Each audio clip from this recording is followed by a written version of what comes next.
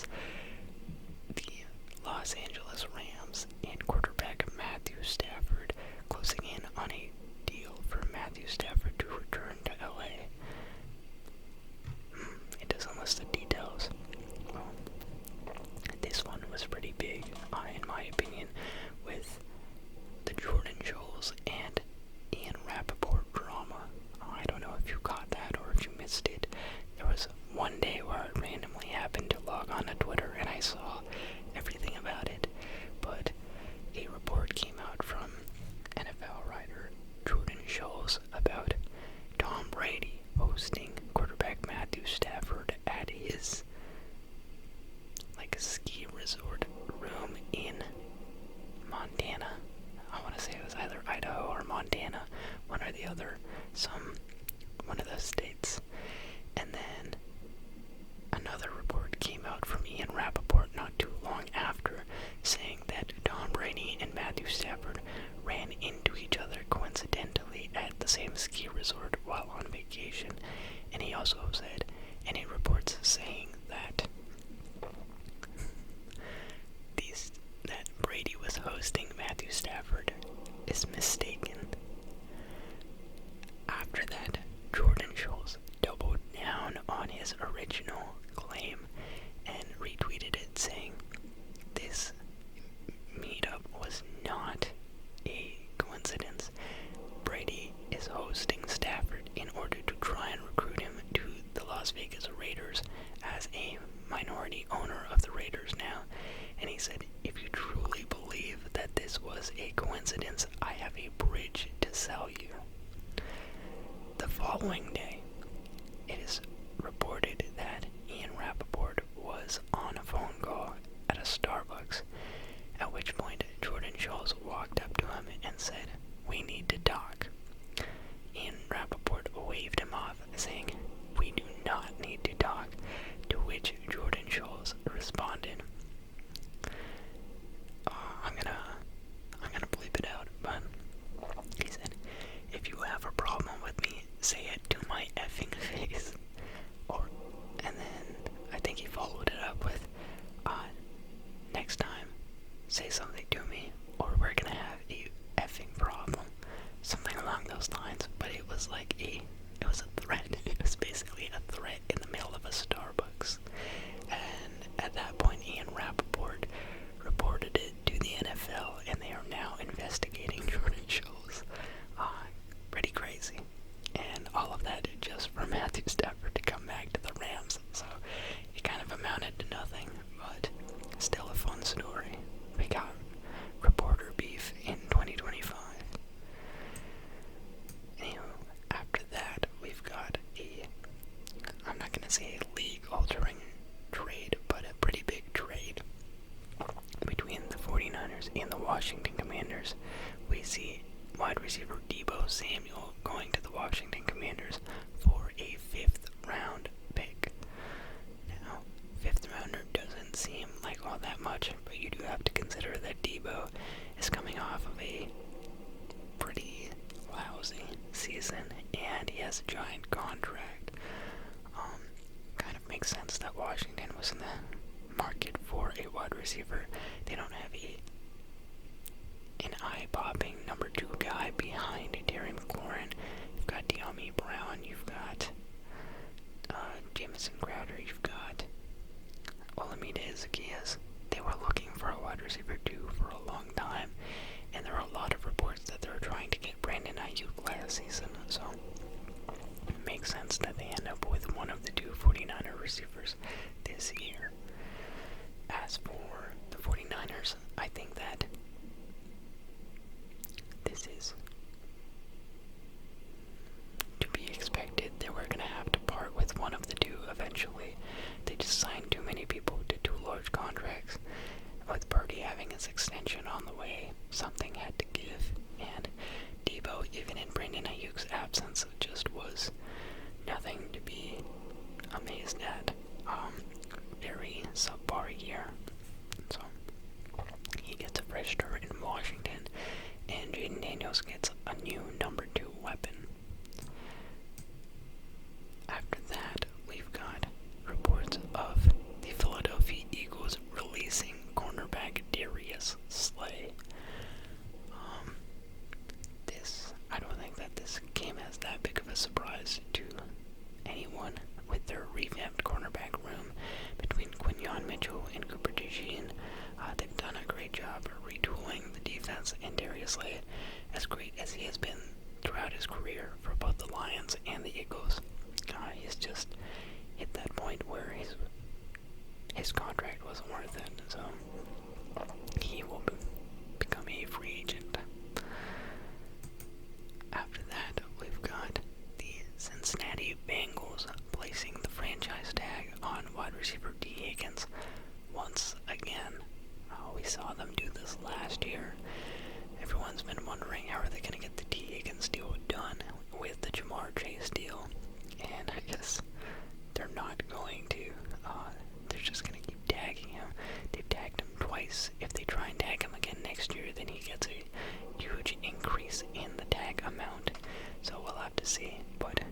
Chase is going to reset the wide receiver market with whatever contract he gets. So there's a good chance we don't see T. Higgins on this team. I don't know. Maybe someone can trade for him. I think I need to.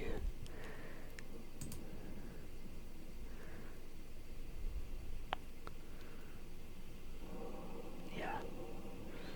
Anywho, after that, we've got breaking news. The Cowboys extending defensive lineman Osa Odigizua to a 4-year, $80 million deal with $58 million guaranteed. I'll be honest, I don't know Osa. I think that my knowledge of the Cowboys defense outside of a few players is underwhelming. So I will be honest and say this looks like a great contract. People in the comments say that this is a good thing for the Cowboys. I will simply take their word on it and move forward. Next up, we've got the Jets releasing wide receiver Devontae Adams. This is to be expected, but still kind of tragic. Devontae Adams getting passed around like a blunt. Not something that we expected to see. I didn't expect to see, at least. Such a good, long, tenuous career with Aaron Rodgers and the Green Bay Packers. And then leaving Aaron Rodgers for Derek Carr. And then Derek Carr getting sold out by the team. He was kind of in no man's land with the Raiders. Gets to reunite with Aaron Rodgers, and it is a horrible reunion. Does not go the way that they were hoping for at all. So now both of them are left to find a new team. And yeah. After that, we've got the Eagles signing running back Saquon Barkley to a 2-year extension worth $41.2 million with $36 million guaranteed. Now that is awesome. You know, running back, one of the most underpaid positions in all of the NFL. They usually account for such a large amount of a team's offense, but with their short shelf life, you hardly ever see them make the money that they are worth. And so it's nice after seeing an all-time performance from Saquon through the postseason, through the entire regular season, one of the best running back seasons we've ever seen in NFL history. I'm glad that he gets not only a Super Bowl championship, but a big payday to stamp his efforts. So, congrats on the Eagles and Saquon for getting this deal done. Next up, we have a trade between the Kansas City Chiefs and the Chicago Bears, trading for offensive lineman Joey Thuney.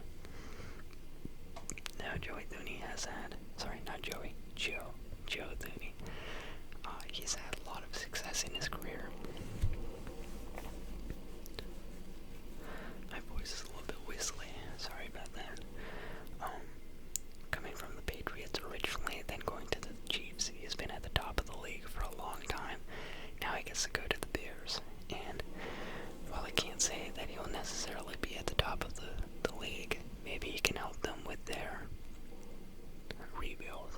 Caleb Williams in year 2, one of the biggest priorities for the Bears is beefing up that O-line with Caleb. He was either number 1 in the league. I think he was number 1 in the league, most sacked, with CJ Stroud not too far behind him. So this is a big move for the Bears, and I'm excited. I'm excited to see how another seemingly good offseason could pan out for them.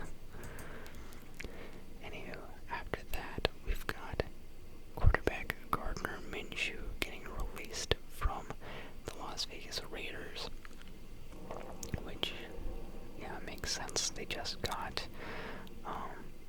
Geno Smith, and they have Ian O'Connell still on his rookie deal.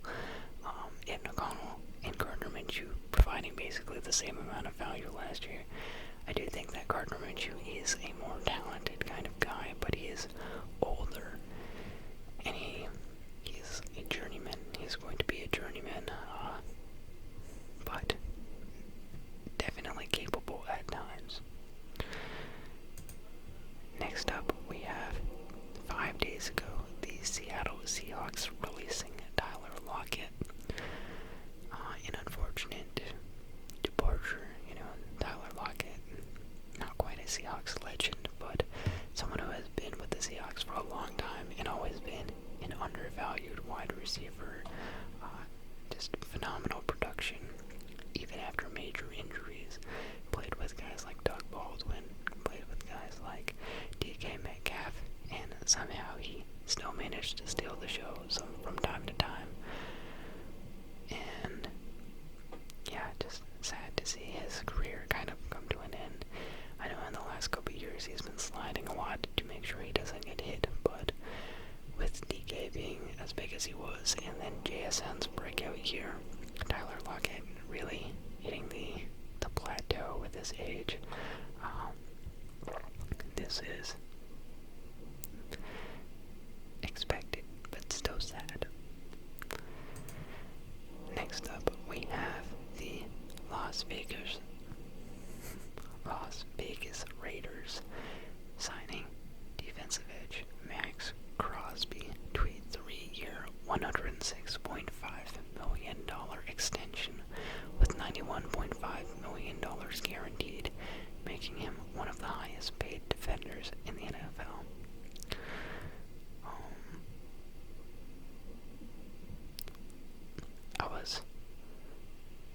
I wasn't expecting him to go anywhere, but this makes sense.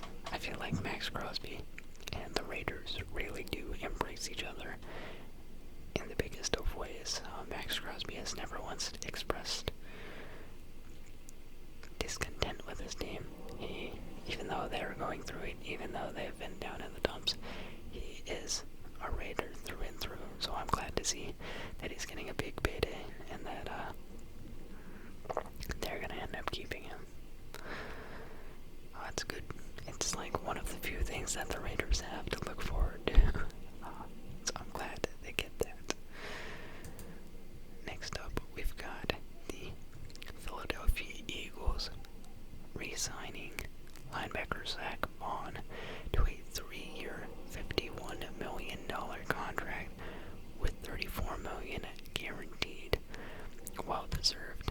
Just like Saquon, the Eagles are looking at the pieces that really help them elevate to a Super Bowl contender level. Not contender, Super Bowl championship level. And they're making sure that they get their guys paid. So, on the offense, that was Saquon Barkley. And on the defense, Defensive Player of the Year candidate Zach Bond. I'm glad they got both of these guys locked up for another couple years, as they are well worth it. Next up, we have the Los Angeles Chargers releasing defensive end Joey Bosa. And yeah, something had to give for the Chargers. For a long time, they've had a lot of really big named players. I feel like Khalil Mack, Joey Bosa, Derwin James, and eventually one of these guys wasn't going to be able to stay in the mix. And it seems Joey Bosa is the one to go. He, the last Charger to be a part of the San Diego era. He marks the end of a chapter for this franchise. And I'm interested to see who picks him up. Obviously, people are gonna want him to go to the 49ers, so he can be paired up with his younger brother Nick. But we'll see. Next up,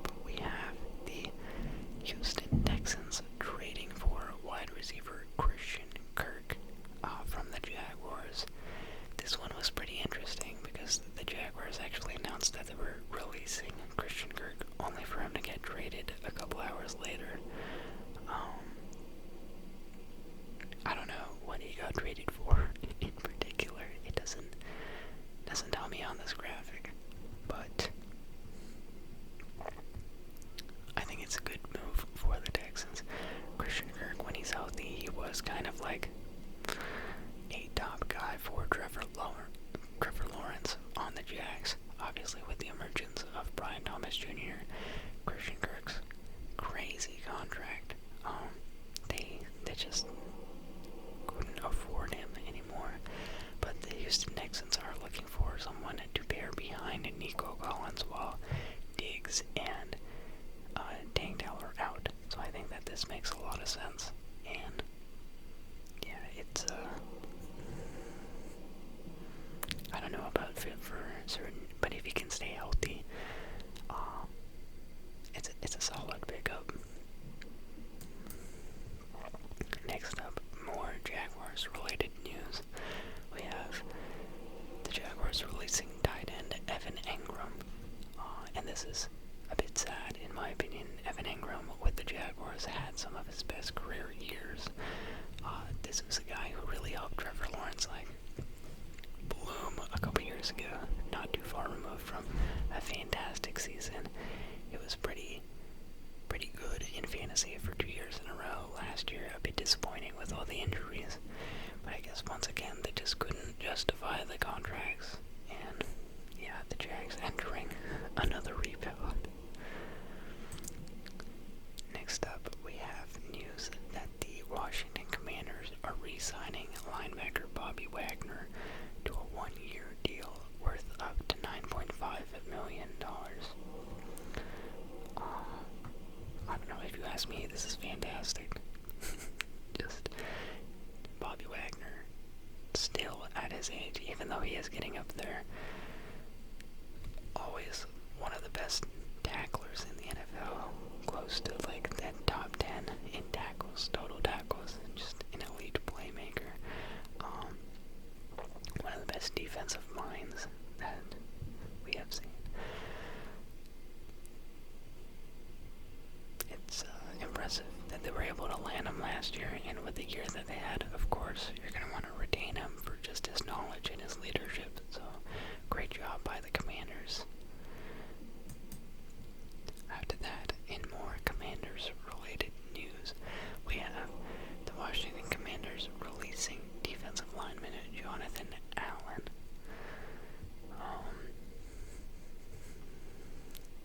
And yeah, they're going to have to reconfigure money after Deebo Samuel's contract. Jonathan Allen not quite providing what they were hoping for. And then it's okay, I'm sure that they'll find someone to replace him. But Jonathan Allen, I feel like there will be a market for him. Anywho, next up we have the Tampa Bay Buccaneers re-signing linebacker Lavonte David to a 1-year, $10 million deal for his 14th season. This is a good reunion in my opinion. Lavonte David, in the time that I saw him play for the Bucs, he was always pretty stellar for them. He's not as young as he used to be, but at this point in his career, I'm just glad to see him riding with the same team that he always has been. So even though it's not a long-term deal, maybe he has 1 or 2 years and then he will retire. So I'm glad to see the Bucs got to retain him. Oh, next up, I guess I broke this a little early, but we have the Las Vegas Raiders trading for quarterback Geno Smith in exchange for a 3rd round pick. Yeah. So, Gardner Minshew getting released, them getting Geno Smith. I feel like those moves kind of make sense next to one another. You now got Geno Smith throwing to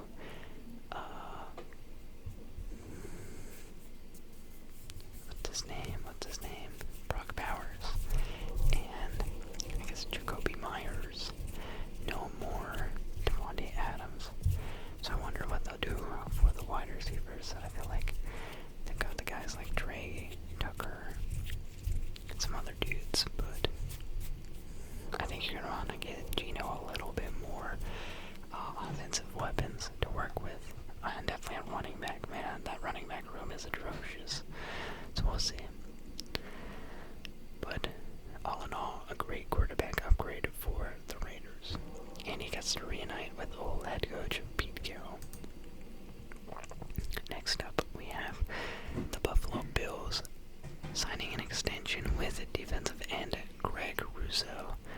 4-year, $80 million deal with $54 million guaranteed. Big payday for the guy. I mean, he's been chasing it. He's been one of their best defensive players, and yeah, this is nothing too crazy. I feel like 4 years, $80 million. It could have been a lot worse. I think that this keeps Buffalo in still a solid place to try and upgrade other parts of the team. Or actually, I don't know, they were kind of low on cap space, but they'll figure it out.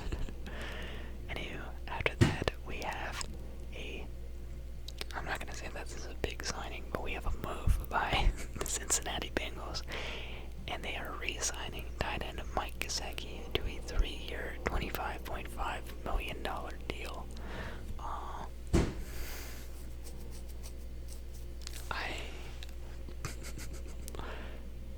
Honestly, if everything that the Bengals need to do, I would say this is so low on the priority list that I can't say that this is a good move. He had some fine moments. I guess he was decent, but really, I wouldn't say that this is worth the money. It is what it is. Anywho, after that, you've got the Washington Commanders re-signing tight end Zach Ertz to a 1-year, $6.25 million deal worth up to $9 million with incentives. This is nice, short-term deal. Zach Ertz also nearing the end of his career, but he really turned up in the second half of the season as a red zone threat for Jaden Daniels. You can see the respect and admiration he has for this Commanders team, and I feel like they just gel really well. So it's cool that they got to keep it going with Zach Ertz. Next up, a move that I feel like made sense. The money had to come from somewhere. You have the Bills releasing linebacker Von Miller. Didn't quite work out the way that the Bills were hoping for. Not necessarily in the sense that he was bad, but he tore his ACL so early into that deal. Coming off of the Rams, you saw him go to the Bills and thought, like, this is it, the Bills have it. But with that injury, it was a rough recovery road, so unfortunate, but yeah, the money did have to come from somewhere, and Von Miller was owed a lot, so yeah, it makes sense. Next up, we have the Kansas City Chiefs re-signing linebacker Nick Bolton to a 3-year, $45 million deal. I think that this is a good signing, just based on the plays that Nick Bolton has made for the Chiefs in the last couple of years. He's a name that you see swarming around on that defense. Obviously the Chiefs, even when they lose some of their best defensive players like L'Jarius Sneed, they find a way to overcome it. Even when they lost Honey Badger, Tyrann Mathieu, they still looked fine, but it's always nice when you can keep some of your defensive anchors like Chris Jones and Nick Bolton. Anywho, after that, we see the Detroit Lions releasing edge Zadarius Smith. They just traded for Zadarius Smith in the middle of the season, and I think that this, quite frankly, makes a lot of sense. You had Aiden Hutchinson go down.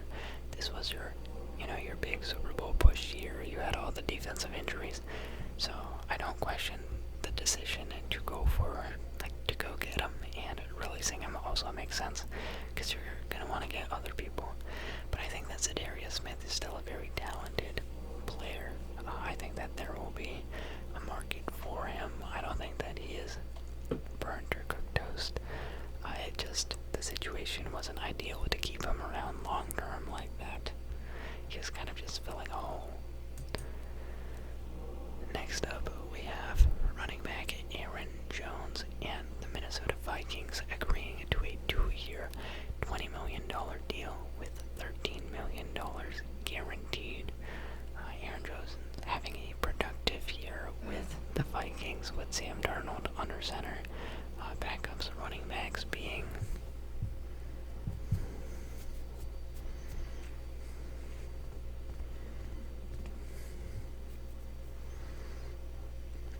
was his name? Come on, I know his name. Wow. I totally know it, and yet for some reason the only name that comes to my head is CJ Ham. They have another guy in that backfield who's pretty solidly efficient and decent. It's whatever. But they keep him for a couple more years. And yeah, when Aaron Jones is on the field, he's pretty productive and efficient. It's just injuries can get to him. Like, not even full, long injuries, but just short, small injuries from time to time, keeping him sidelined. But last year, he started off pretty well.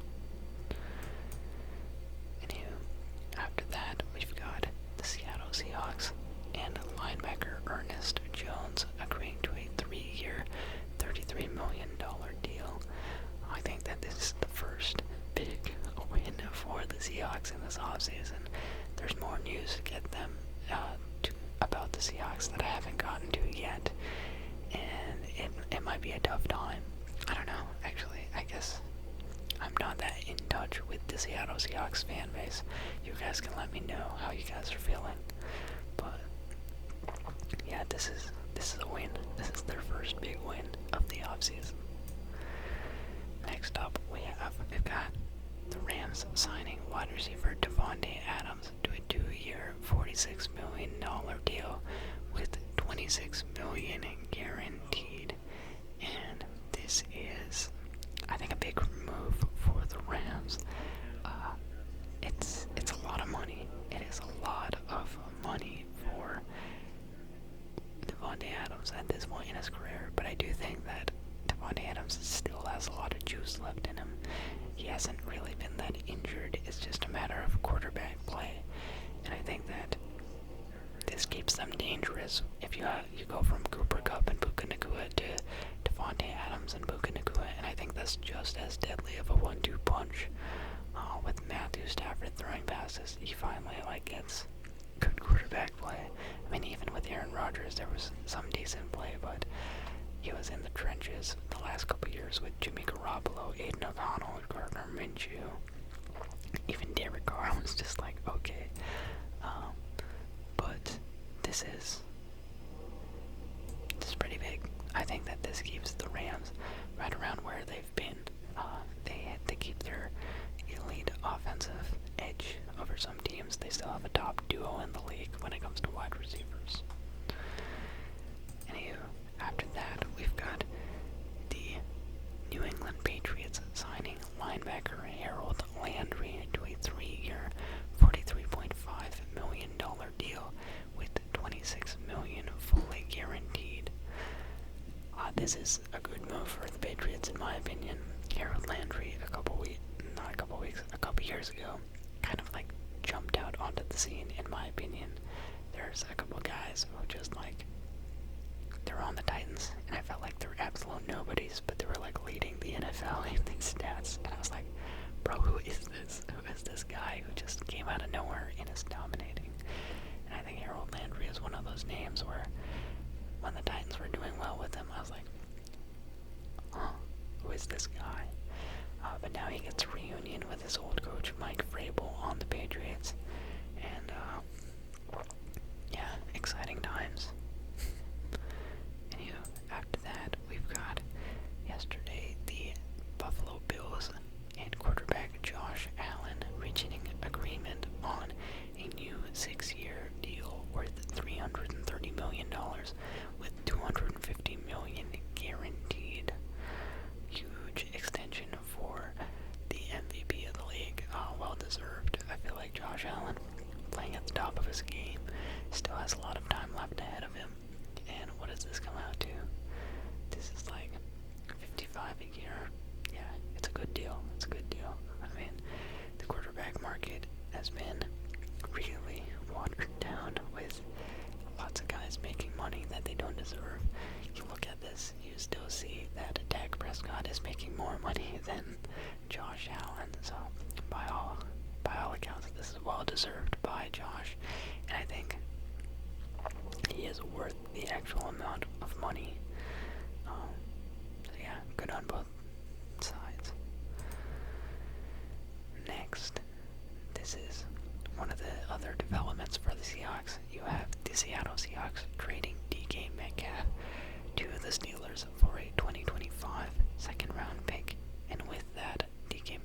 re-signing a 5-year, $150 million contract with Pittsburgh.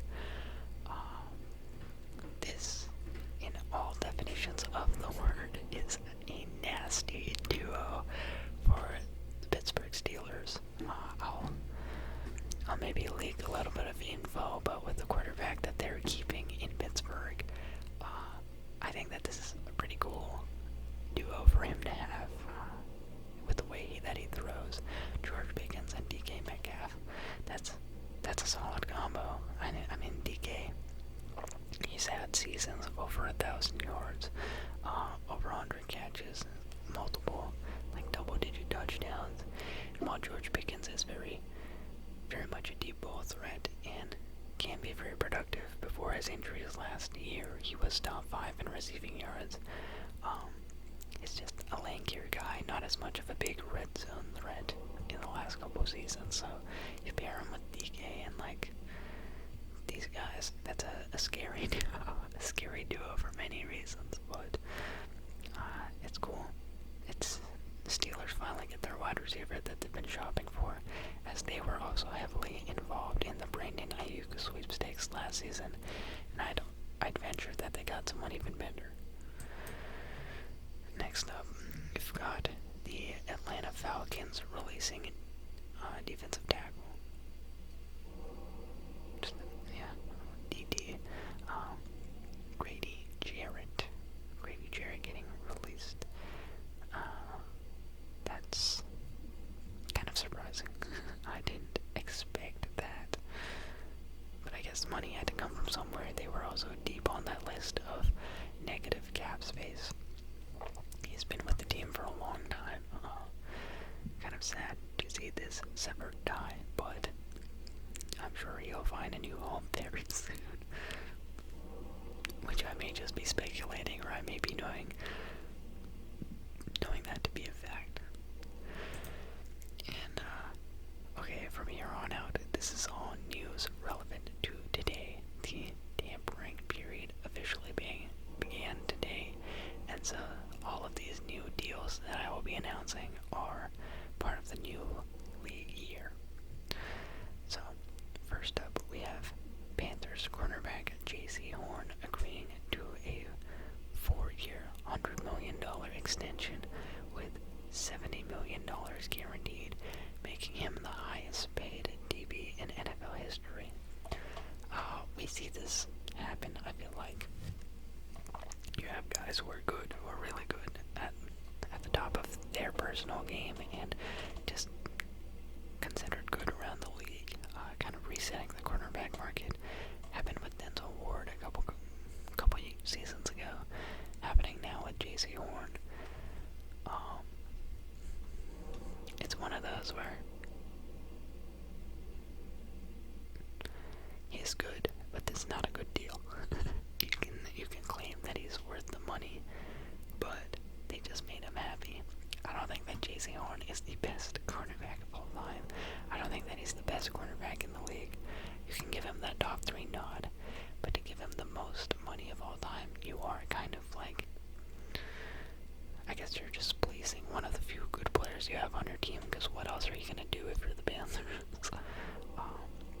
But yeah, hey, at least they're not losing him. At least he's not leaving. They're making him happy. And next up, we've got the Los Angeles Chargers re-signing with Khalil Mack on a 1-year, $18 million fully guaranteed deal. I like this. I think that Khalil Mack, despite all odds, has been really productive over the last couple seasons. A 1-year deal, don't tie yourself down long term and be stuck in a bad situation. I think this is the best idea for both sides. Khalil Mack still can throw a wrench in many games for opposing offenses. Yeah. Next up, we've got Hassan Reddick agreeing to a 1-year, $14 million with $12 million guaranteed deal with the Buccaneers.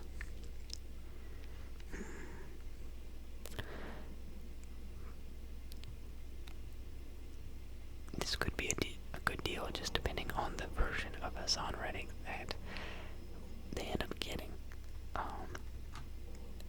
is a good amount of money. He got a lot of money, and the Jets weren't willing to give him that. The Jets looked like they were all in last year when they made the move. He was obviously very productive when he was on the Eagles. That's why he felt he was getting disrespected, money-wise. But if he can play at the level he was playing with the Eagles, this is well worth the money. If he can't, if he plays like he was with the Jets, this might hurt, but it's a 1-year deal. Nothing too bad, and he is a good player. So next up, we have the Buccaneers re-signing Chris Godwin to a 3-year, $66 million deal with $44 million guaranteed.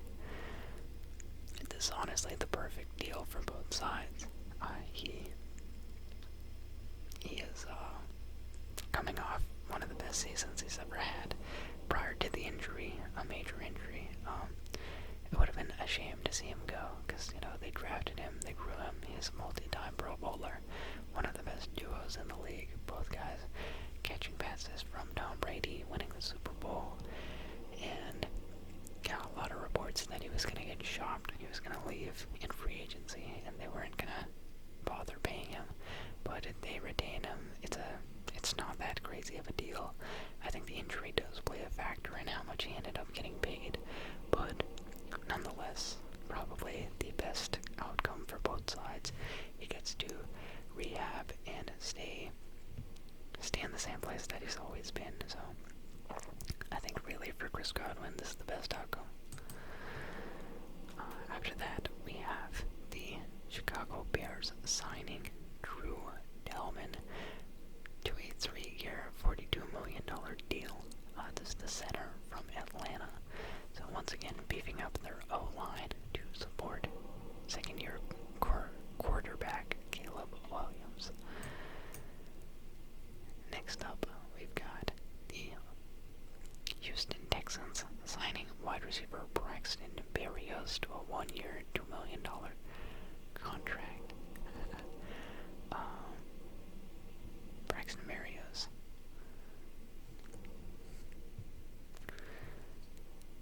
I don't know if I've seen him catch any passes last year, a couple seasons ago. I mean, I remember him from his time on the Patriots. Wait. Was he? I want to say he was on the Pats. He was like Pats practice squad.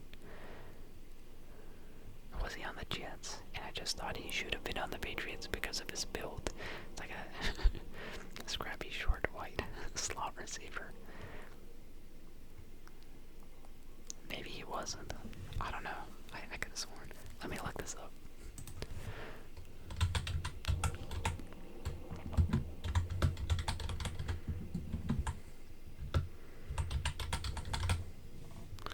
Let's look at his career.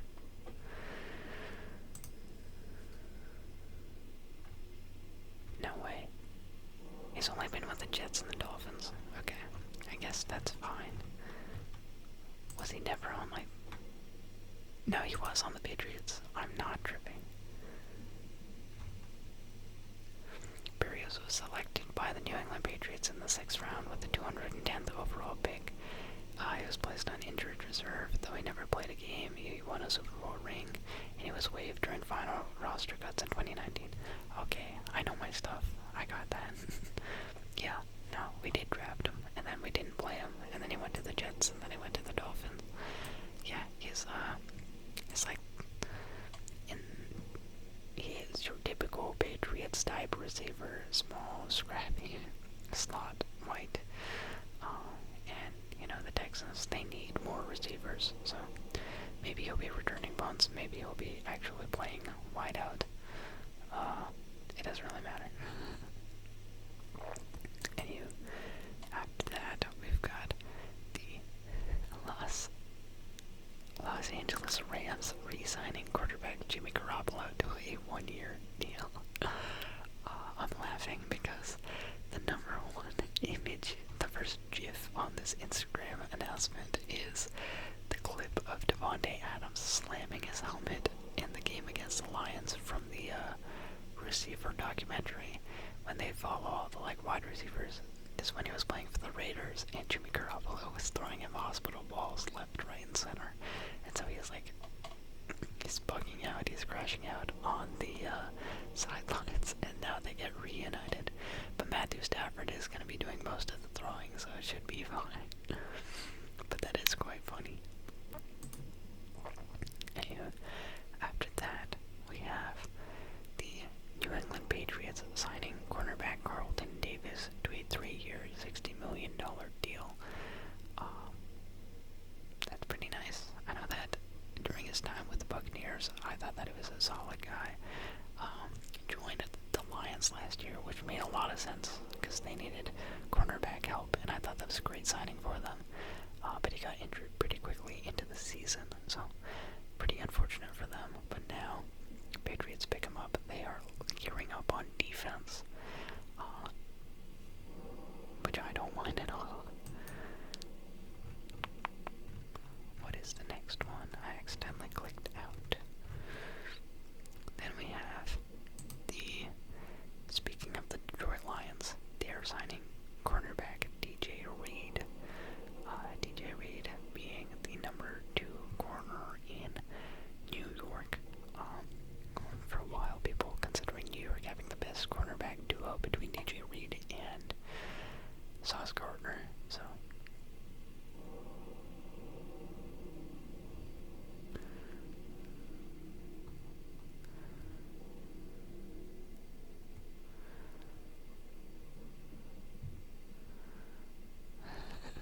sorry, I got caught up in the comments.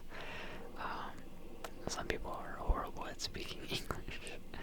Anyway, this is a good deal for the Lions. You lose Carlton Davis after 1 year, but you immediately sign DJ Reed, arguably a better corner. So that hole was not filled for very long. Pause.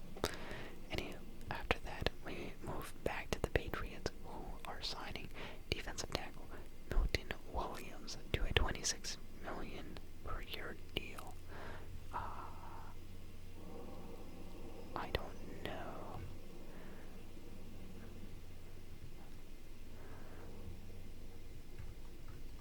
I don't know how many years. But the Patriots fully loading up on defense right now. Milton Williams, Carlton Davis, Harold Landry. Like, these are all good signings. And I guess the defense is going to be pretty nice. Which is good. We're bringing back the defense. But the offense is pretty atrocious. So we'll see what they do. How are they going to address that? Yeah, one of the comments here says best defense in the league, worst offense in the league. So yeah, maybe we can make the 8th spot in the AFC with this. Anyway, after that, and Milton Williams being a big performer in the Super Bowl, great season, great performance in that game. I can see why they paid him that much. Hopefully he lives up to his contract. Next up, you have the Panthers signing safety Trayvon Moehrig to a 3-year deal worth $51 million. Don't know. Don't know. His game like that. He's coming from the Raiders. A lot of people really salty in the comments because there was a report that Milton Williams was going to the Panthers, and then just a couple minutes after it was reported that he's going to the Patriots. So everyone's just mad. Anyway, after that we have a pretty big one in the quarterback market. One of the biggest dominoes to fall. We have the Seattle Seahawks signing quarterback Sam Darnold to a 3-year deal worth nearly $100 million. Now,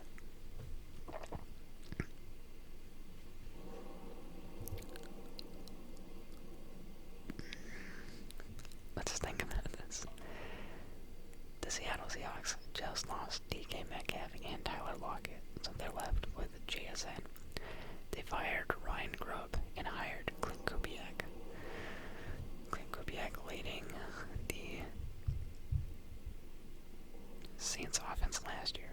In 2 weeks, the Saints offense looked phenomenal. They looked really good. And then the rest of the season, not as good. The Seahawks also have one of the worst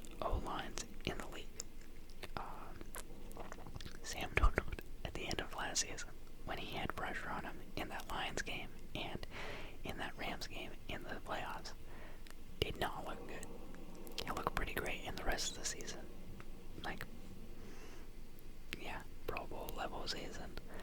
But I don't think that he looked good with pressure on him. So you're putting him in a location where he loses Jordan Addison and he loses Justin Jefferson in exchange for JSN. I will say that the running backs get better with the tandem of Zach Charbonnet and Kenneth Walker. You have a more run-forward offensive mind in Glenn Kubiak compared to Ryan Grubb, or at least that's what Mike McDonald said the offense is going to be more revolved around. But I don't think that the Seahawks really get better. I think that all in all, this could be worse. This could be worse. $33 million per year is not that bad. Sam Darnold at $40 million a year would have been bad in my opinion. I think him getting this deal, I don't know if he'll necessarily live up to it in year one. Maybe you guys can beef up the O-line and do some other stuff with money next year. But this kind of keeps them in the same place. I don't think that the Seahawks are really getting better this offseason, but they are loading up for a bigger window. Anywho, after that, a new quarterback domino falling in the market. We have the New York Jets signing quarterback Justin Fields to a 2-year, $40 million deal with $30 million guaranteed. Not a bad move. Not a bad move. Still young, still relatively unproven. Good pieces still on this Jets team. The new regime being laid out by Aaron Glenn. They can try and be young and rebuild and work him out as the QB1. I hope that they give him a long leash, let him play the whole season. Don't, just give him time to develop and learn the system. And what he did last year for the Steelers was really cool. I'm not going to disagree with the way that they ran things, and it makes sense that they're letting him walk. Russell Wilson played pretty well for them. But yeah, the only concerning thing about this is really the fact that it's the Jets. The Jets are so bad at developing quarterbacks. It hasn't worked out. Even with fully developed quarterbacks, it's kind of gone to hell. I don't know. I want to say that this is a good move by the Jets and that it is a nice signing, but they might just botch it too. So I wouldn't get your hopes too high up, but the deal and the player that you're getting, I feel like it's pretty good. Now that's just my take on it. Anywho, after that you've got the Indianapolis Colts getting safety Cam Bynum on a 4-year, $60 million deal. Then we have the Denver Broncos signing safety Talanoa Hufanga to a 3-year deal worth up to $45 million. When he is playing, bro is great. He is a weapon. So him and Pat Surtain in the same defense, that's pretty marvelous. Next up, we have the Arizona Cardinals signing pass rusher Josh Sweat to a 4-year, $76.4 million deal. This is pretty big. Pretty big for the Cardinals. Good signing for them. Eagles are losing a playmaker, but I'm sure they'll find a way to bounce back from it. But for the Cardinals, this is a good deal. This is a good pickup for the Cardinals defense. After that, you have the Buffalo Bills signing wide receiver Josh Palmer to a 3-year, $36 million contract. Dog, this was your wide receiver 2, wide receiver 3 for the Chargers. The Chargers literally have no one in their wide receiver room. For the Bills, they're kind of using the Chargers technique of let's just have no one in our wide receiver room, but Josh Allen is just better, so it's fine. Yeah, this is really situation to a wide receiver 2-3 situation. So yeah, good on Josh Palmer. He gets to play with elite quarterbacks, guys who can really throw the ball very well.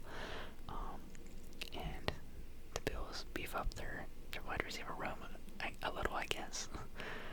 But yeah. Then we have the Chicago Bears agreeing to terms with D.T. Grady Jarrett on a 3-year, $43.5 million deal.